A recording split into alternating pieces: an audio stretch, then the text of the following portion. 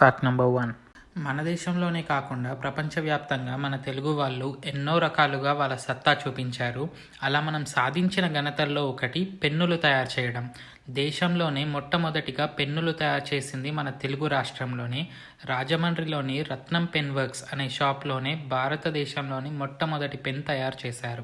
1950లో మన దేశ మొదటి రాష్ట్రపతి బాబు రాజేంద్ర ప్రసాద్ గారు ప్రమాణ స్వీకారానికి వాడింది ఈ రత్నం పెన్ వర్క్స్ వాళ్ళు తయారు చేసిన పెన్నే.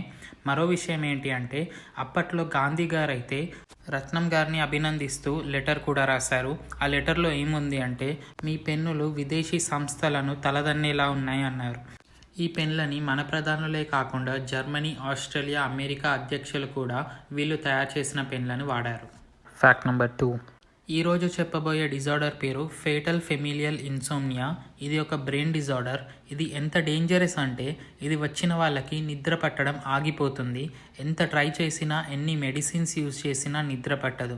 ఇంకో భయంకరమైన విషయం ఏంటి అంటే, ఈ డిజార్డర్కి ఇప్పటి వరకు మెడికల్ సైన్స్లో ట్రీట్మెంట్ అనేది లేదు.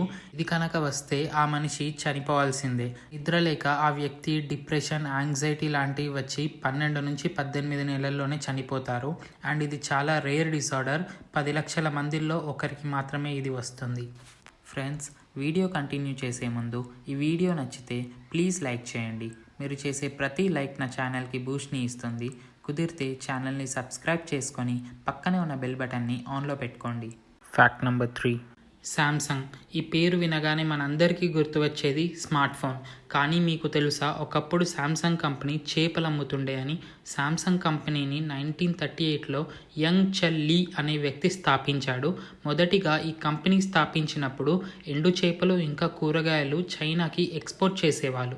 మీరు ఇప్పుడు స్క్రీన్ పైన చూస్తున్న బిల్డింగ్లోనే వీరి మొదటి బిజినెస్ స్టార్ట్ చేశారు. ఆ తర్వాత శాంసంగ్ ఫ్లోర్ మిల్ ఇంకా కాన్వెక్షనరీ మిషన్స్ తయారు చేయడం స్టార్ట్ చేసింది. ఆ తర్వాత టెక్స్టైల్స్ ఇంకా లైఫ్ ఇన్సూరెన్స్ బిజినెస్లో వచ్చారు.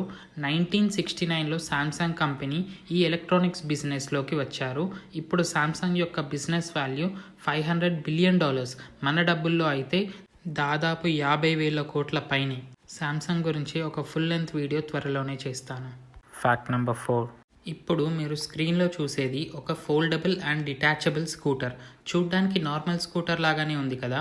దీన్ని లక్సెంబర్గ్లో ఉన్న యూజెట్ అనే కంపెనీ తయారు చేశారు.